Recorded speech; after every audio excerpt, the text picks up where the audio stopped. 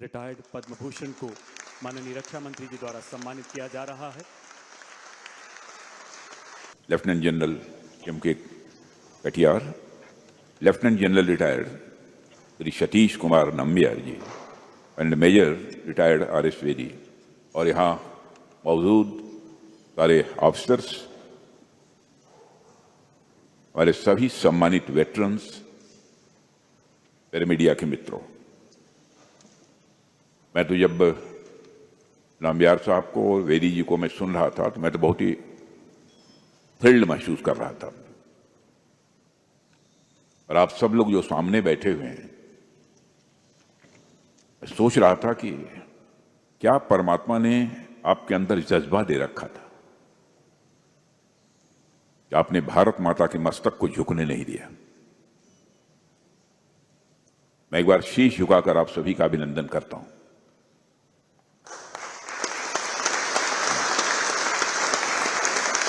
मैं ये भी बैठे बैठे सोच रहा था कि यह कौन सी भावना है, कौन सा सेंस है जो कि अपना सर्वस्व न्यौछावर कर देने की आपको प्रेरणा देता है, आपको इंस्पिरेशन देता है। मैं बैठे बैठे इसी नतीजे पर पहुंचा, एक सेंस ऑफ प्राइड, स्वाभिमान की भावना।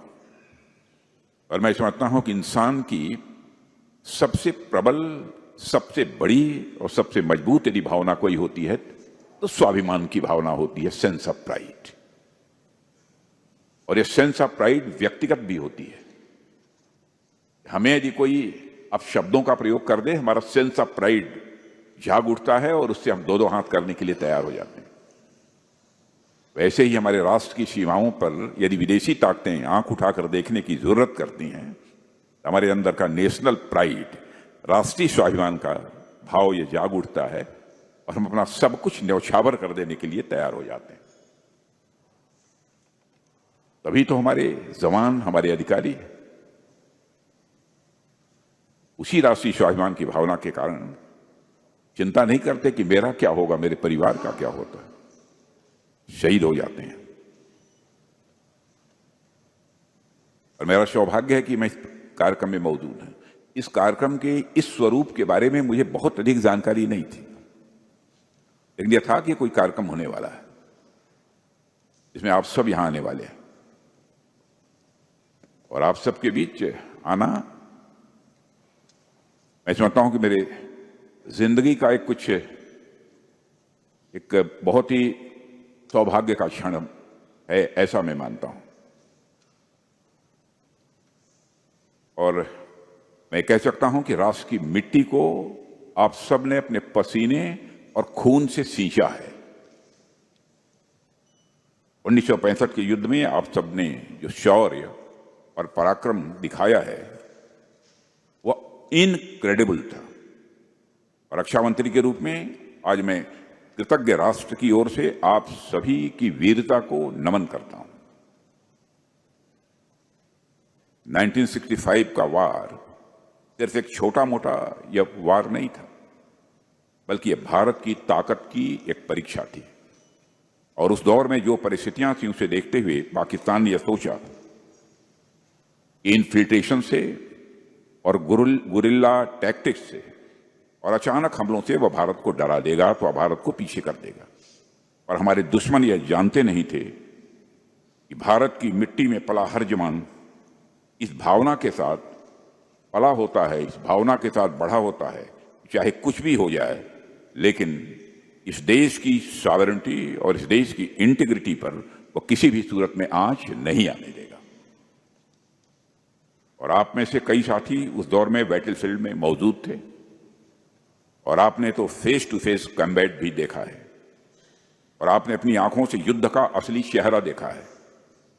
आपसे बेहतर और कौन जान सकता है। 1965 के युद्ध पर वैसे तो बहुत सारी पुस्तकें लिखी गई हैं, लेकिन बहुत पुस्तकें सब कुछ नहीं बताती हैं। आज जब नाम्बियार साहब बोल रहे थे, वेदी साहब बोल रहे थे, तो मैं यही सोच रहा था, बहुत सारी ऐसी चीजें हैं जो कि पुस्तकों में जो दर्ज होनी चाहिए थी वह दर्ज नहीं हो पाई हैं। बैटल फील्ड की बिताई गई रातें, तोपों की आवाज, गोलियों की गड़गड़ाहट और अपने साथियों को खो देने जैसी भावनाओं को वही समझ सकता है जिसने इसे जिया हो, आप जैसे लोग। और मैं जब भी कभी भी आप में से यदि किसी से भी मैं मिलता हूं, बातचीत करता हूं, तो मुझे आपकी आंखों में वह सारी भावनाएं और वह गर्व एक साथ दिखाई देता है। तो मुझे यकीन है आज यहां बैठा हर वेटरन उन नामों को, उन चेहरों को जरूर याद कर रहा होगा जिसे आपने खोया है।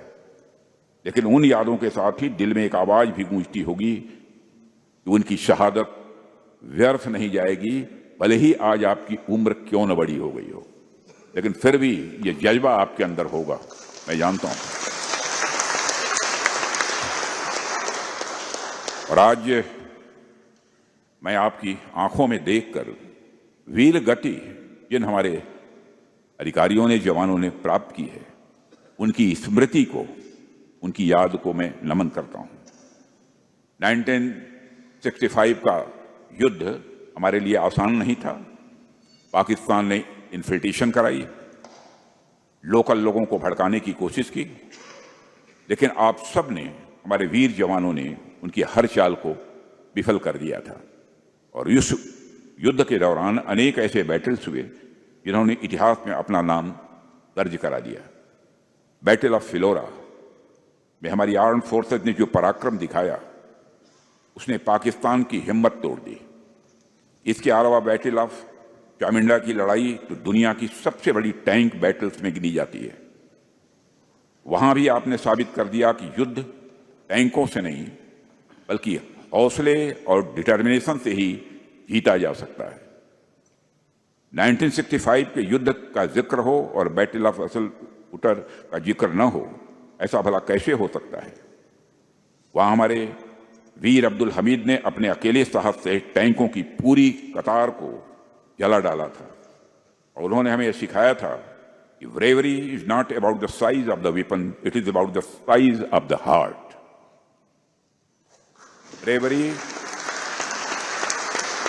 Bravery is not about the size of the weapon, but it is about the size of the heart. वह पल हर भारतीय के सीने को गर्व से चौड़ा कर देता है। मेरे सम्मानित वेटरन्स, उनकी वीरता हमें सिखाती है कि कठिन से कठिन परिस्थितियों में साहस, संयम और देशभक्ति का संगम असंभव को भी संभव बना देता है। जब हम आप सभी सैनिकों के अदम्य शौर्य और बलिदान की यहाँ पर खड़े होकर चर्चा कर रहे हैं, तो हमें उस दौर की एक पॉलिटिकल विल और नेतृत्व को भी मैं भूलना नहीं चाहता। कोई भी युद्ध केवल बैटल फील्ड में ही नहीं लड़ा जाता, बल्कि युद्ध में जो विजय मिलती है वह पूरे राष्ट्र एक सामूहिक संकल्प का वह परिणाम होती है। 1965 के उस कठिन समय में जब चारों ओर अनिश्चितता और चुनौतियां थीं, तब श्री लाल बहादुर शास्त्री जी की दृढ़ इच्छा शक्ति वाले नेतृत्व ने देश में उन चुनौतियों का सामना किया। शास्त्री जी ने उस दौर में न केवल निर्णायक राजनीतिक नेतृत्व दिया, बल्कि पूरे देश के मनोबल को ऊंचाई तक उन्होंने पहुंचाया। उन्होंने एक ऐसा नारा दिया जो आज भी हमारे हृदय में गूंजता है, जय जवान जय किसान। और इस एक नारे में हमारे वीर सैनिकों के सम्मान के साथ साथ हमारे अन्नदाताओं का गौरव भी इसमें शामिल था। विपरीत परिस्थितियों में भी देश ने एकजुटता दिखाई और उस युद्ध में विजय हासिल की। हम सब जानते हैं कि आजादी के बाद से ही एक राष्ट्र के रूप में भारत अपने पड़ोसियों के मामले में उतना भाग्यशाली नहीं रहा है, आज भी भाग्यशाली नहीं है। हमेशा हमारे समक्ष किसी न किसी तरह की चुनौतियां आई हैं, लेकिन हम भारतवासियों की यह विशेषता है, हम इन चुनौतियों को प्रारब्ध मानकर नहीं बैठ गए। हमने मेहनत की और अपने प्रारब्ध का निर्णय, अपने भाग्य का निर्णय, अपनी नीयत का निर्माण हमने खुद किया। साथियों, किसी भी राष्ट्र का वास्तविक भाग्य उनके खेतों में, उनके कारखानों में, प्रयोगशालाओं में और रणभूमि में बहाए गए पसीने से बनता है। हमारे नागरिकों ने अब यह सिद्ध कर दिया है, भारत अपना भाग्य किसी और के भरोसे नहीं छोड़ता, भारत अपना भाग्य खुद गढ़ता है। इसका एक उदाहरण हमें ऑपरेशन सिंदूर के दौरान भी देखने को मिला है। पहलगाम की उस विभत्स घटना को हम भूले नहीं हैं, और जब भी वह घटना हमें याद आती है तो दिल भारी भी होता है और मन आक्रोश से भर भी उठता है। वहां जो हुआ उसने हम सबको झकझोर दिया, लेकिन वह घटना हमारे मनोबल को तोड़ नहीं पाई। हमारे प्रधानमंत्री जी ने यह संकल्प लिया, इस बार आतंकवादियों को ऐसा सबक सिखाया जाएगा जिसकी उन्होंने कभी कल्पना भी नहीं की होगी। और ऑपरेशन सिंदूर में हमने ये लॉन्च किया और दुश्मनों को दिखा दिया कि हमारा प्रतिकार कितना मजबूत होता है, कितना ताकतवर होता है। और हमारी पूरी टीम ने जिस कोऑर्डिनेशन और करेज से काम लिया, उसे साबित कर दिया कि जीत अब हमारे लिए कोई एक्सेप्शन नहीं रही है। जीत हमारी आदत बन चुकी है और यह आदत हमेशा बरकरार हमको रखनी होगी। साथियों, आज जब मैं अपने वेटरन्स के बीच हूं तो मैं एक कमिटमेंट भी आपके समक्ष दोहराना चाहता हूं। वह कमिटमेंट यह है कि चाहे हमारे सर्विंग सोल्जर्स हों, वेटरन्स हों या हमारे शहीदों के परिवारजन हों, हमारी सरकार के लिए हर किसी की डिग्निटी और वेलफेयर यह हमारी टॉप प्रायोरिटी है। फोर्सेस का मॉडर्नाइजेशन हो, बेटर ट्रेनिंग हो, इक्विपमेंट का अपग्रेडेशन हो, यह सब हम इसलिए कर रहे हैं कि हमारा जवान कभी रिसोर्सेस की कमी महसूस न करे। हमारी कोशिश यही है। कितनी कामयाबी मिल पाएगी, कोशिश करेंगे कि हमको कामयाबी मिले, जो चाहते हैं वो करने में। और एक सरकार के तौर पर हम भी अपनी जिम्मेदारियों से पीछे नहीं हटने वाले हैं। मैं पूरे आपको भी और समस्त देशवासियों को भी यकीन दिलाना चाहता हूं। हमने अपने वेटरन्स के लिए भी, उनके परिवारजनों के लिए तथा उन पर आश्रितों के लिए भी कई ऐसे पॉजिटिव स्टेप्स लिए हैं, लेकिन यह कोई एहसान नहीं किया है। यह आपका करके हमने आपको सम्मान महसूस किया है, अपने को गौरवान्वित महसूस किया है, सब अपने वेटरन्स के लिए करके।